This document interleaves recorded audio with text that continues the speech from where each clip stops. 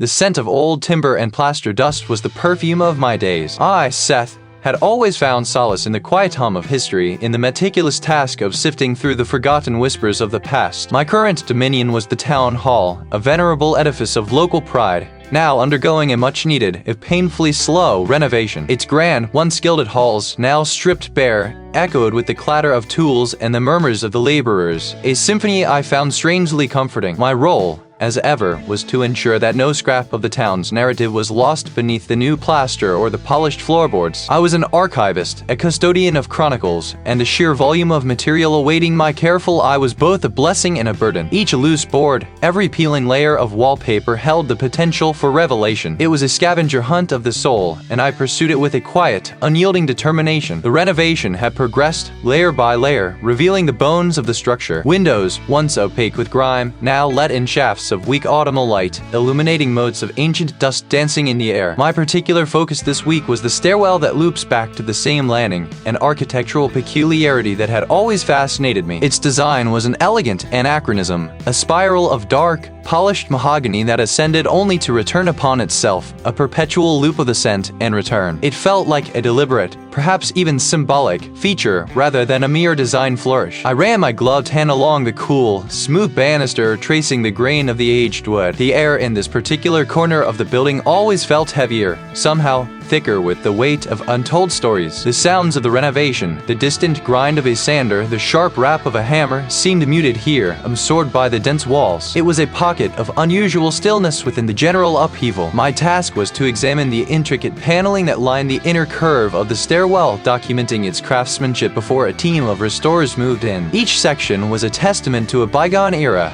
carved with delicate rosettes and trailing vines. As my fingers explored the contours of one particular panel, nestled just above the landing where the loop completed its circuit, I felt a subtle give, not a creak of old wood, but a slight, almost imperceptible shift beneath the pressure of my palm. My archivist's instinct, honed over years of uncovering hidden compartments and false bottoms, flared. I pressed again, a little harder this time, and a faint click, like a bone settling into its socket, reached my ears. A sliver of the panel, no wider than my thumb, receded inward, creating a hairline gap along its edge. A tremor, not of fear but of pure, professional anticipation, ran through me. This was it. The thrill of discovery, the quiet exultation of an answered, unspoken question. I retrieved a thin, flat pry tool from my kit, carefully inserting it into the newly formed seam. With a gentle, controlled leverage, the panel gave way, swinging inward on unseen hinges. Behind it lay not empty space, nor the expected tangle of ancient wiring or forgotten pipes. The air that seeped from it was stagnant, dry, and carried a faint, almost metallic tang, like old blood or forgotten iron. It was a smell that prickled the hairs on my forearms, an aroma entirely alien to the familiar dust and decay of the town hall. Reaching into the gloom, my fingers brushed against something brittle, papery, yet surprisingly firm. I withdrew a bundle, wrapped tightly in what appeared to be treated leather, bound with thin, sun-bleached cords. The leather felt like dried skin, oddly warm to the touch despite the cool air of the hidden cavity. As I laid it carefully on the landing, the light from a nearby window, now unmarred by grime, caught the surface of the leather, revealing faint, embossed symbols. They were stark, geometric, and utterly unfamiliar. My hands, usually so steady, trembled slightly as I untied the cords. The leather unfurled, revealing not one, but a stack of documents. Their edges were ragged, not from decay, but from an uneven, deliberate cut. The script upon them was not English, nor any Latin-derived language I recognized. It was a series of angular strokes, interspersed with more of the unsettling symbols I had seen on the leather wrapper. Yet, despite the alien script, a certain universality of imagery began to emerge. Crude, almost primal sketches depicted figures, not quite human, standing before a gaping chasm. My archival training demanded objectivity, a dispassionate cataloging of facts. The initial thrill of discovery was rapidly giving way to a nascent unease, a tightening in my chest that had nothing to do with the physical confines of the space. As I painstakingly turned each page, my breath catching in my throat, I began to piece together fragments of meaning from the recurring symbols and a few recognizable pictograms. There were references to the deep earth, to a slumbering hunger, to the binding rituals, and most unsettling of all,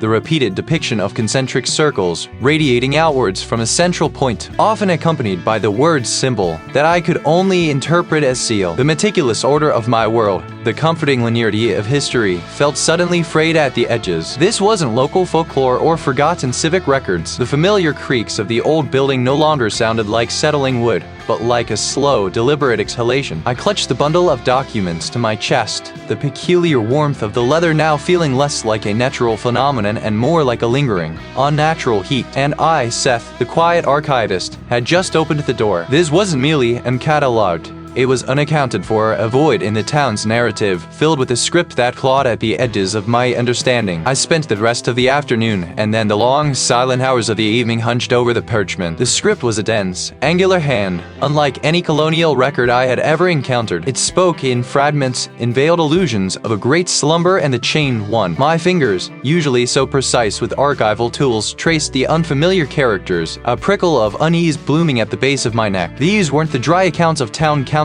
meetings or property deeds. This was something else entirely, a language steeped in dread, hinting at a pact, a sacrifice, a binding. The archive room, typically a sanctuary of hush reverence, began to feel less welcoming. I told myself it was the aging electrical system, a common complaint in historic buildings. I pulled my cardigan tighter, attributing it to a draft from a poorly sealed window, even as I knew all windows in this section were sealed tight. Then came the sounds, faint at first, like the rustle of dry leaves or the scuttling of some unseen creature in the walls. I dismissed them as mice, or the building settling, the creaks and groans of an old structure. I gathered a selection of the most confounding documents, tucking them into my worn leather satchel. My mind, usually so clear and analytical, felt muddled, a strange weight pressing behind my eyes. I needed to escape the echoing halls of the town hall to process this anomaly in the familiar comfort of my own home. As I made my way through the deserted corridors, the air felt thick, heavy with unspoken histories. Halfway up the second ascent, a sudden gust of frigid air swept down, carrying with it a faint, metallic scent, like old iron or damp earth. I spun around, but the landing was empty, bathed in the dim glow of the emergency lights. My breath hitched. It's just the building, I told myself, playing tricks on me. At home, my meticulously arranged apartment offered little solace, a fragile piece maintained by the ancient rites and the foundational stone. As I delved deeper, the disturbances followed. My reading lamp, a steadfast companion through countless late nights, began to flicker, casting a strobe-like effect over the ancient words. I found myself constantly adjusting the thermostat, convinced it was malfunctioning. The faint sounds, too, persisted. A soft scratching from behind the walls, a distant, almost imperceptible groan that seemed to rise from the very earth beneath my building. One evening, I walked into my kitchen to find a small ceramic mug, a gift from a former colleague, resting precariously on the very edge of the counter, almost as if nudged. I was certain I had left it in the drying rack. My hand trembled slightly as I picked it up, placing it back securely. Fatigue, I reasoned. I'm overworked, seeing things, hearing things. My mind, usually a fortress of logic, began to feel porous, susceptible to the insidious tendrils of doubt. The words that chain one echoed in my mind, no longer just an archaic phrase, but a presence, a weight in the very air I breathed. The ancient documents, brittle as autumn leaves, lay spread across my desk, a tapestry of forgotten fears. My lamp, usually a steady beacon, now pulsed with a nervous rhythm, each flicker a tiny, unsettling gasp in the quiet of my study. The cold spots that had begun as mere anomalies now settled with a possessive weight, clinging to the air around me, raising gooseflesh even through my thickest sweater. They felt less like drafts and more like presences, unseen watchers whose breath frosted the very air I drew. My archivist's mind, so accustomed to the logical progression of historical facts, found itself grappling with a chill that was not merely thermal, but profoundly existential. A rational man, I sought a rational explanation, a faulty electrical grid, perhaps, for the lights. But the persistence, the growing insistence of these phenomena began to erode the bedrock of my composure. Driven by a desperate need for corroboration, for proof that my mind wasn't unraveling, I returned to the town hall. I knew its public archives intimately, but the documents I'd found had been hidden, not filed. That meant other forgotten corners, other obscured histories, might exist. I spent days poring over forgotten ledgers, deciphering faded marginalia and council meeting minutes, my fingers growing stained with the dust of decades. My breath plumed, ghost-like, in the stale air. A low hum, like a distant, massive tuning fork, resonated deep within the floorboards. It was not a sound I heard with my ears, but one I felt in my bones, a vibration that threatened to loosen the very teeth in my skull. I clutched the edge of a dusty shelf, my knuckles stark white. It was in that same storage room, tucked beneath a pile of moldering campaign posters from the 1930s, that I found it. A small, leather-bound journal, its cover scorched, its pages water-damaged, its edges were ragged, as if gnawed by time or something less natural. The script inside was a frantic, looping hand, unlike the meticulous calligraphy of the town's official records in memory, in the deliberate erasure of the entity from the town's collective consciousness, a ritual to ensure its continued dormancy. To forget is to starve its hunger. This was it, the corroboration, not just a legend, but a desperate, personal account. As I held the journal, its pages crumbling at my touch, a profound shift occurred. My hand instinctively reached for my phone, but before my fingers could find it, a sound emerged from the corner of the room, a dry, rustling scrape, as if something vast and heavy were dragging itself across the floor. I stumbled back, tripping over a forgotten crate, my spine impacting hard against a stack of boxes. The sound grew louder, closer, the distinct shhhhk of something scaly or rough-hewn abraiding the wooden floorboards. Panic seized me. My feet found the main corridor, and I fled, not caring where. Just away. It was a peculiar architectural feature, a double helix of worn oak steps that circled back on itself, leading to the same spot from which it began, a disorienting design I usually found quaint. But now, as I stood panting, my lungs burning, the stairwell seemed to writhe in the dim light filtering from a distant window. It was a sound that tasted of dust and forgotten things, a sound that spoke of endless waiting. My archivist determination, once a shield, was now a tattered banner. The world, once ordered and logical, had fractured. The entity was not merely a forgotten tale. It was a hungry presence stirring. And I, Seth, with my meticulous hands and curious mind, had inadvertently offered it sustenance. The whisper in the stairwell grew, not louder, but more insistent, a cold breath against the back of my neck. My rational worldview, once my anchor, was now adrift on a terrifying, unknown sea. The scorched edges of the journal page still whispered of forgotten horrors, of a subterranean chamber where the earth itself sighed with an ancient sorrow. What had I forgotten? What had the town in its long, quiet history collectively erased? The chill that had settled in my bones was not merely from the drafty town hall.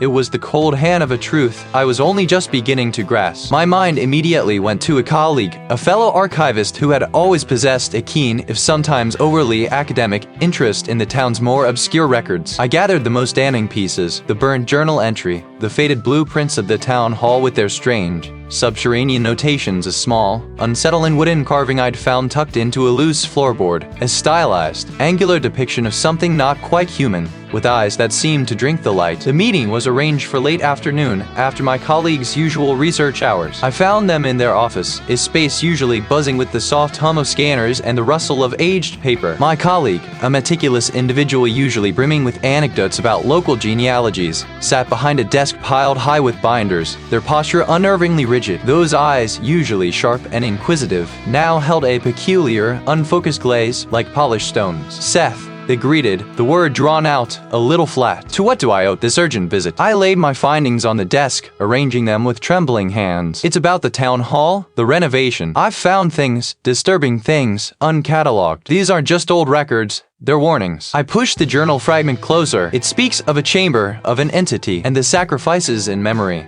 I think it means the town deliberately forgot something terrible. My colleague leaned forward, but their gaze seemed to slide over the documents, not truly engaging with their content. They picked up the wooden carving, turning it over in their fingers, the strange smile widening fractionally. Ah, a lovely piece of folk art. Perhaps a local artisan's eccentric vision. Our town has always had its share of colorful characters. Wouldn't you agree? This isn't folk art, I insisted, my voice rising. Look at the blueprints. These aren't standard foundations. There's something beneath the town hall. Something the founders tried to contain, and I think the renovation, the digging, we've disturbed it. The smile remained fixed, unmoving. My colleague set the carving down with a soft thunk. Seth, you've been working very hard on this project. Long hours, I imagine, sifting through dust and forgotten histories. It's easy for the mind to conjure narratives from fragments, to see patterns where there are only coincidences. Their voice was smooth, devoid of any genuine concern, almost as if they were reciting a prepared statement. These are fascinating curios, certainly, but they are just that. Relics. There was no recognition in their eyes, no spark of the shared professional curiosity we usually held something is happening. The town is as it always is. Seth. Quiet. Peaceful, they said. their gaze drifting past me toward the window where the late afternoon light was already beginning to fade. "Perhaps you should take a break. A long weekend." Dismissed. I gathered my documents, the wooden carving feeling heavy and menacing in my grip,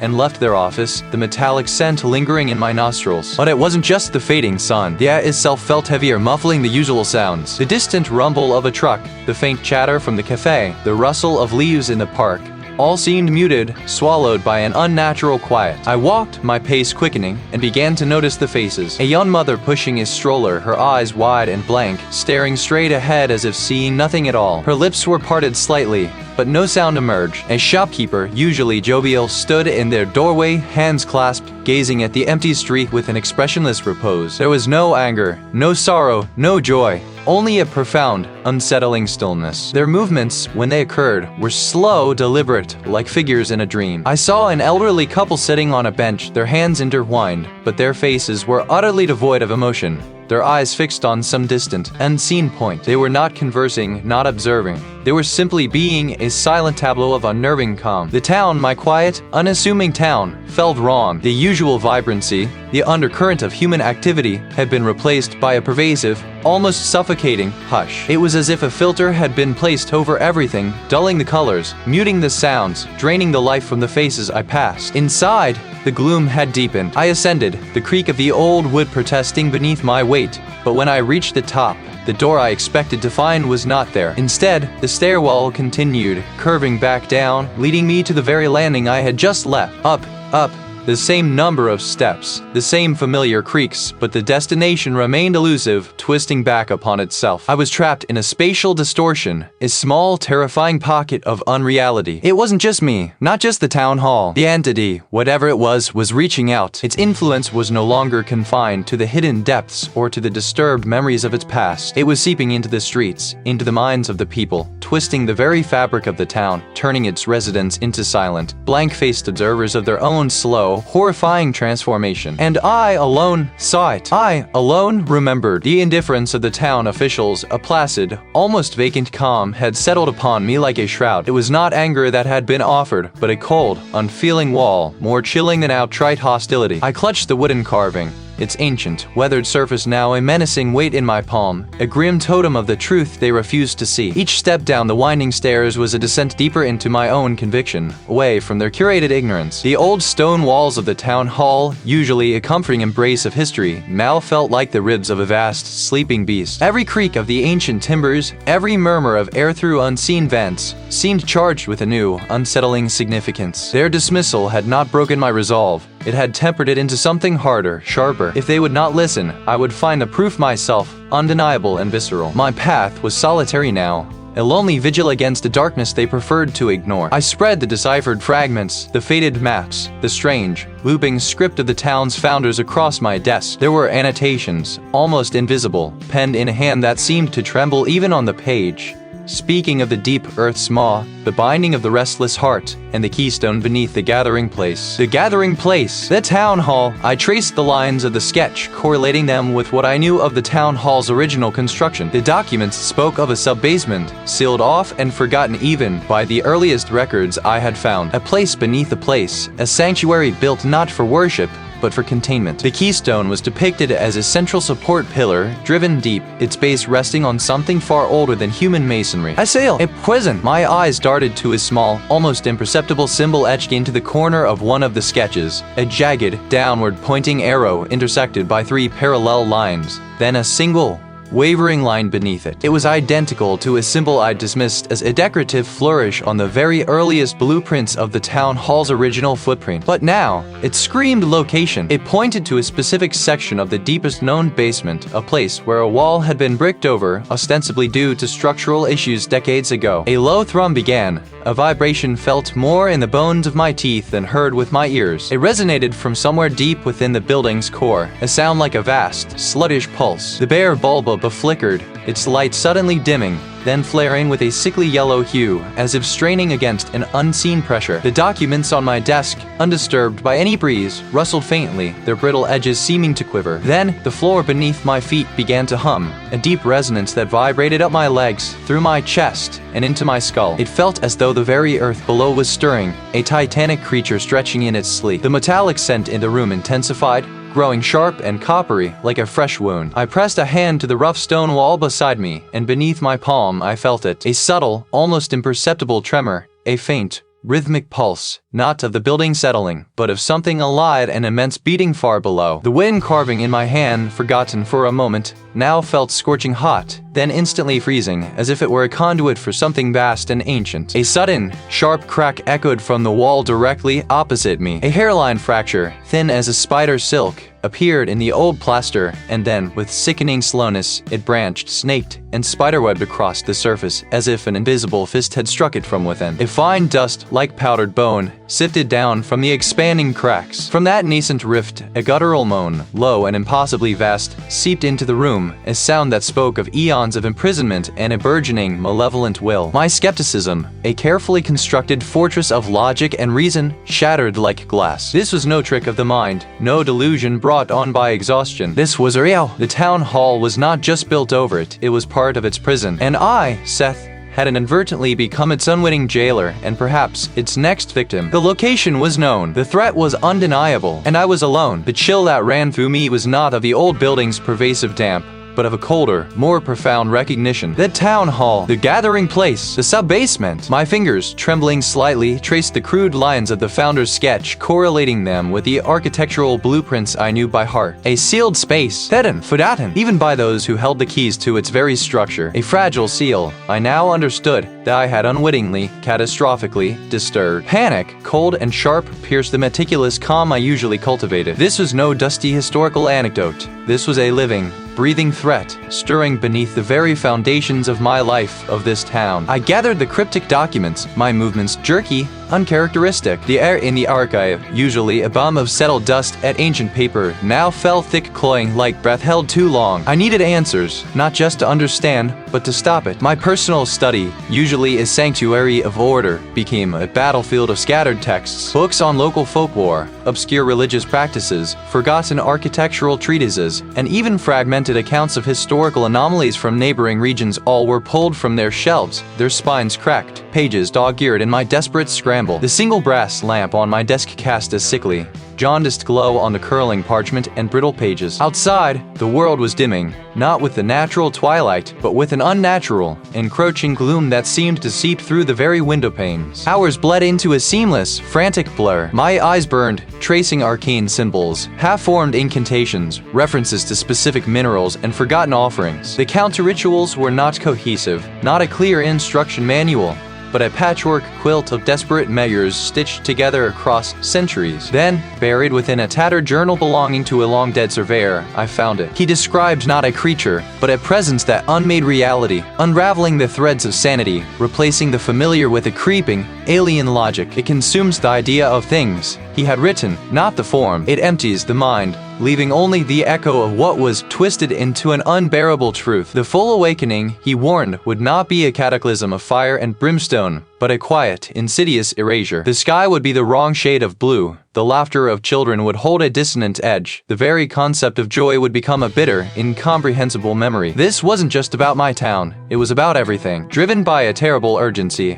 I pushed away from my desk to witness the town, to gauge how far its tendrils had already spread. I pulled on a coat, the familiar weight a small comfort against the growing strangeness. Stepping outside, the air itself felt different, heavy, stagnant. The familiar scent of damp earth and distant pine was overlaid with something else, a faint, metallic tang, like old blood and ozone. The street, usually bustling even at this late hour with the last stragglers from the local tavern or the hum of passing cars, was eerily deserted. It was as if the town had simply exhaled and forgotten to breathe back in. The shop fronts, usually vibrant even in slumber with their displays, now seemed like blank, unseeing eyes. The heavy oak doors, usually so solid, seemed to pulse with a faint internal thrumming. I hesitated, then pushed one open, the groan of the old hinges echoing through the cavernous space. Inside, the silence was even deeper, more profound. I moved through the empty corridors, my flashlight beam cutting through the gloom, each beam revealing nothing but dust motes dancing in the dead air. I needed to see the sub-basement to understand the dimensions of the seal, the very geography of my undoing. The corridors seemed to stretch, their angles distorting. I passed the same chipped paint on a wall, the same faded notice board, twice. I knew this path, but this time, it was not amusing. The entity wasn't just beneath the earth. It was beginning to warp the very space around me, twisting the familiar into a cruel, impossible maze. The town, my sanctuary, was becoming its cage, and I, its unwitting, desperate keeper, was trapped within. The world, I had been warned, would not end with a roar, but with a whisper, a draining away, leaving behind a hollow echo where laughter once resonated,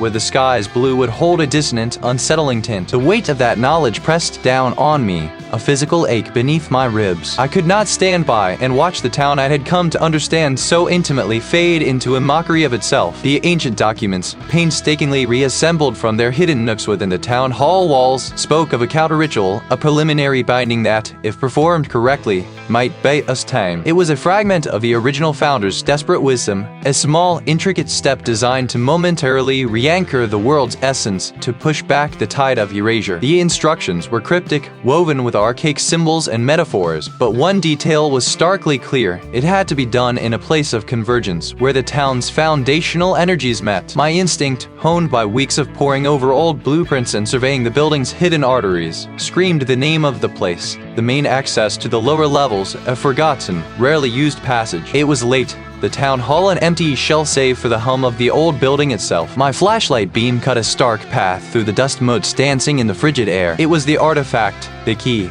unearthed from a hidden compartment behind a loose brick in the old mayor's office, its weight both negligible and immense. Now, it felt sinister. The stone steps, worn smooth by generations of footsteps that never quite went anywhere, spiraled downward, then upward, only to deposit one back exactly where they started. The documents implied this cyclical nature was deliberate, localized, contained paradox meant to draw and focus specific energies. As I descended the first few steps, the air grew heavy, like breathing underwater. My boots scraped on the grit-covered stone, the sound unnaturally loud in the profound stillness. Following the instructions, I knelt, placing the silver disc precisely in the center of a barely visible, star-shaped indentation on the landing floor. As the disc settled into its groove, a low, resonant thrum vibrated through the stone beneath my palms. Then, the world around me seemed to fracture. The cyclical stairwell, which had always been a solid, if strange, structure, began to distort. The stone steps seemed to melt and flow, their edges blurring, then sharpening into impossible angles. The air grew thick, pressing in, stealing the oxygen from my lungs. It spoke of endless hunger, of forgotten depths, of a patience that spanned eons. It was as if the building itself had become a living, breathing organism, and I was trapped within its throat. The thrumming intensified, escalating into a deafening roar that vibrated through my very skull, threatening to shatter it. The silver disc on the floor began to glow,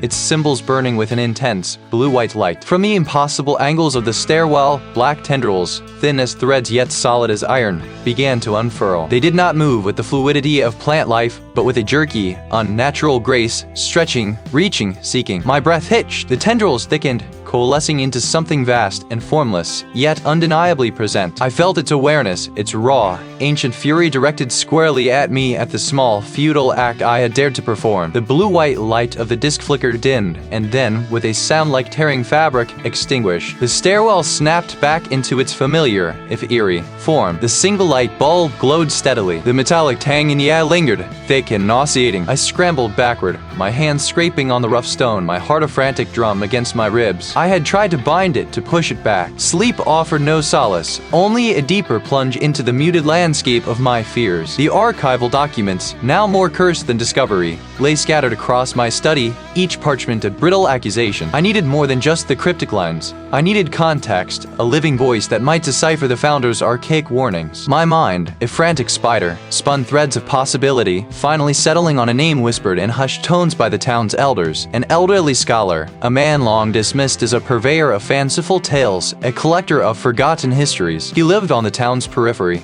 a solitary figure often seen haunting the dusty corners of the local historical society, muttering to himself amidst forgotten ledgers. I found him not in the society, but in a small, cramped antique shop, its windows opaque with grime, its interior a labyrinth of forgotten things. He sat hunched over a tarnished brass telescope, his spectacles perched on the end of a nose like a small, sharp beak. "Excuse me," I began, my voice a dry rasp. He looked up. His eyes, magnified by the lenses, were the pale, watery blue of a winter sky, sharp with an unexpected intelligence. He listened, silent and unmoving, his gaze fixed not on my face, but on the air beside my head, as if reading invisible script. When I finished, a long silence stretched between us, punctuated only by the creak of the ancient shop and the distant, almost imperceptible hum that seemed to vibrate from the very floorboards. "The old seal," he finally murmured, his voice now imbued with a fragile weight. I always suspected it was more than just a legend, a cautionary tale for unruly children. He reached for a heavy, leather-bound tome from a teetering stack beside him. Its pages were brittle, yellowed, filled with intricate, hand-drawn symbols eerily similar to those I had found. The founders, they were not merely builders, he explained, his finger tracing a complex glyph. They were custodians. Their ritual, a binding, to keep it dormant, to keep the town, and all that lay beyond, from dissolving into the great emptiness. His words, delivered with a detached, scholarly precision,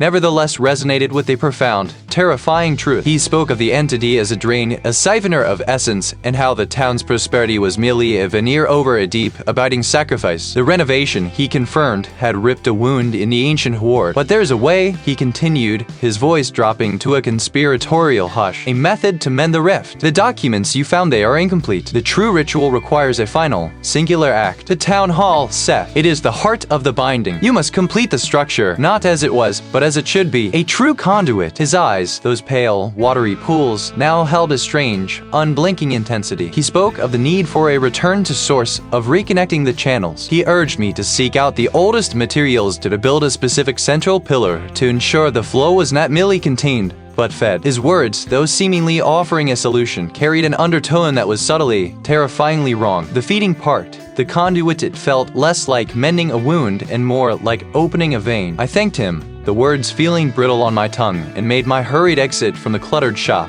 the scent of overripe fruit clinging to my clothes. The late afternoon light outside felt thin, watery, mirroring the scholar's eyes. My mind spun, trying to reconcile the hope he had offered with the insidious feeling of betrayal that now gnawed at me. The building loomed, a skeletal frame against the fading sky, its exposed timbers like rids. The scholar's words echoed, each syllable a tiny, venomous sting. A true conduit and dedication. He hadn't offered a way to stop the entity, but a way to channel it, to sustain it, under the guise of sealing it. The elderly scholar, this supposed ally, was merely another mouth for growing hunger beneath the earth. The realization hit me with the force of a physical blow, stealing my breath. I was alone, more alone than I had ever been. It twisted the simple notion of containment into something monstrous, something hungry. A seal, I had believed, was a barrier, but a feeding, that implied a living, demanding presence, not merely a dormant threat. It implied a bargain, a monstrous appeasement. My hands, usually steady as they sorted through brittle parchment, now shook with a fine, almost imperceptible tremor. I returned to the oldest materials, the crude, almost illegible scrawls that predated the town's official founding, the very ones the colleague had pointed me towards. I sought the root, the source of this dark current. The gaslights, flickering with their soft, hissing breath, cast long, dancing shadows that seemed to writhe with their own malevolent life. Not a document this time, but a series of carved tablets, smoothed by countless hands, yet sharp with an etched narrative. They depicted figures, not praying, but offering, not sealing, but sustaining. The central pillar, the one I had been inadvertently restoring, was not a mere structural support I now understood, but a conduit, a channel for the flow the colleague had spoken of. The images on the tablets grew starker, more explicit, as I cleaned away centuries of grime. The offerings became less symbolic, more visceral. Not grains, not trinkets, but essences. Life force. The figures on the carvings, their faces contorted, were not merely giving, they were being taken from. And the entity, depicted as a vast, shapeless hunger at the base of the pillar, seemed to grow, its tendrils reaching, always reaching. The ritual was not about containing an evil force, but about satiating it. The town's founders hadn't imprisoned a monster. They had made a pact with it, feeding it just enough to keep its ravenous attention away from the surface, away from the wider world. The central pillar, the one I had so carefully rebuilt, was not a cage. It was a feeding tube. The implications struck me with the force of a physical blow. If the flow was not merely contained, but fed, what had happened when the town had forgotten the ritual? When the channels had dried up? The renovation, my meticulous work, hadn't just disturbed a seal. It had reopened the mouth of something ancient and starving. My mind reeled. The very air seemed to thin, making it difficult to draw a full breath. I had to go deeper. The tablets hinted at a final, forgotten chamber, a true heart to this macabre system, a place where the oldest, most potent offerings were made. I found the entrance to the true depths behind a cleverly disguised section of the cellar wall, revealed only after I pressed a specific sequence of stones, guided by a final, desperate carving on the last tablet. The passage was narrow, leading to a long, winding descent. It began with a spiral of rough-hewn steps, damp and slick under my boots. Then, The true descent began. Each loop returned me to the same visual point. A cracked stone, a faint mossy stain, yet the steps kept leading downward, the pressure in my ears increasing with each circuit. My hand, scraped raw against the rough rock wall, was my only guide. I could hear the drip of water, slow and irregular, echoing as if from vast distances, and beneath it all, a faint, rhythmic thrumming, a pulse that seemed to come from the very earth itself, growing stronger with every repeated descent, every return to the same disorienting landing. It was the sound of something vast, something patient, something that had been waiting for a very long time to be fed again. I was no longer merely observing history.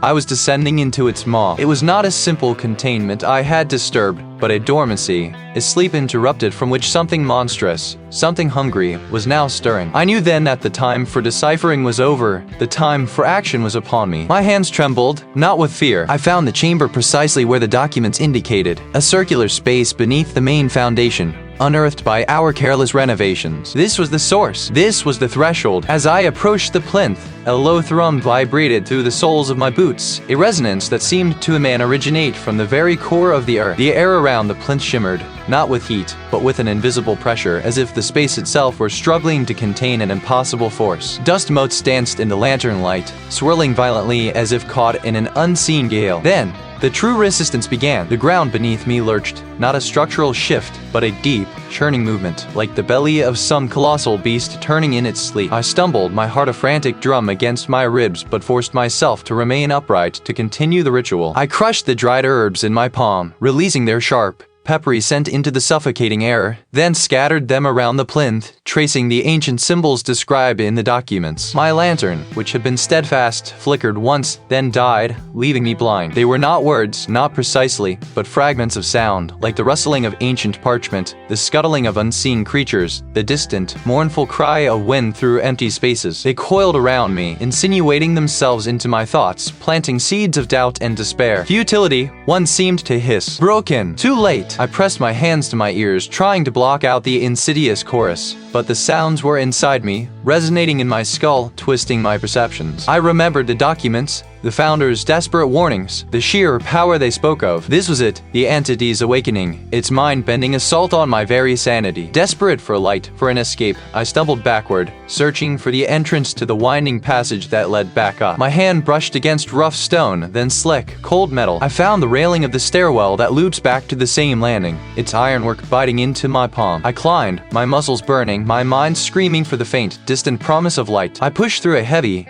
ancient door, expecting to emerge onto a different level, into the familiar, if eerie, gloom of the town hall's upper floors. The lantern, miraculously, was flickering back to life, casting its weak, yellow glow on the very spot I had just fled. The herbs were scattered where I had left them. The stairs, I had climbed the stairs. I had felt the rise, the turn, the passage of time and space. Yet, here I was. The stairs had led me not upwards, but inwards, looping me back to the source, mocking my attempted escape. The hum was now a roar, a silent, deafening sound that threatened to tear my mind apart. This was its true form, not flesh, not bone, but a distortion, a hungry wrongness that swallowed space and time. This wasn't just about sealing a thing beneath the earth. It was about confronting an entity that could unravel the very thread of existence, starting with my own. The initial spark of determination wavered, threatening to extinguish under the crushing weight of such insurmountable power. But then, a flicker of defiance. The documents, the founders, they had fought it. They had sealed it. I would continue. I had to. The silent roar, a tearing sound that ripped not through the air but through the very fabric of my being, threatened to unravel me. My vision, already a fractured pane, shattered completely, and I was adrift in a maelstrom of shadow and impossible light. The plinth, once a solid block of ancient stone,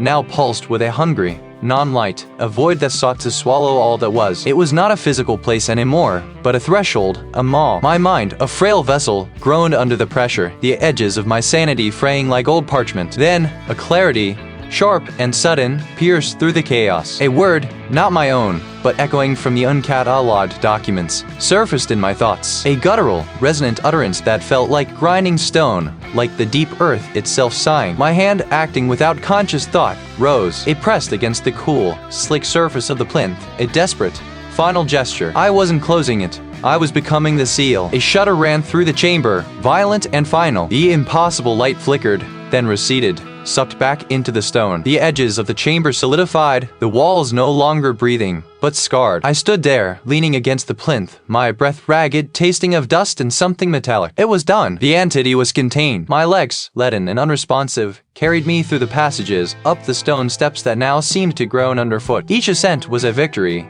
Each step a testament to a strength I didn't know I possessed, or perhaps a weakness that had been carved into me. I emerged into the familiar space of the town hall, but it was no longer familiar. I moved through the main hall, past the shattered remnants of furniture, the torn drapes, the overturned archival cabinets. It was as if a great beast had thrashed within these walls, trying to break free. The damage was not just structural, it was systemic. Every object seemed imbued with a lingering tremor, a memory of violence. The stone here was cracked, spiderweb fissures radiating from some unseen impact. A faint, almost imperceptible tremor still pulsed beneath my feet. From this vantage point, I could see down into the deeper levels, a blackness that seemed to ride, and up toward the muted light of the street. When I finally pushed open the heavy main doors, the town that greeted me was a ghost of its former self. The sky was a bruised purple, the air thick with a fine, gray dust that settled on everything like a shroud. Buildings stood askew, roofs caved in, windows blown out. But it wasn't just the physical damage that struck me. It was the quiet. No sirens wailed, no voices cried out.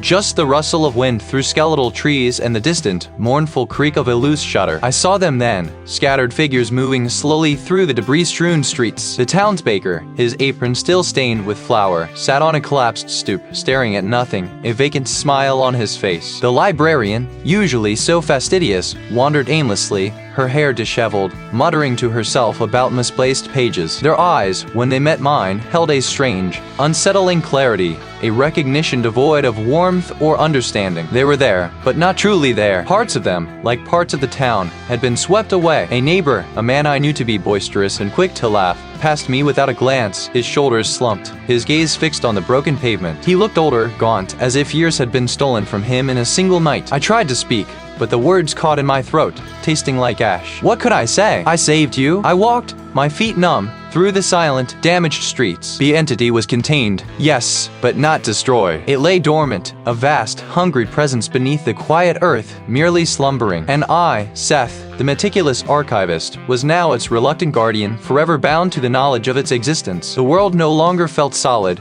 no longer safe,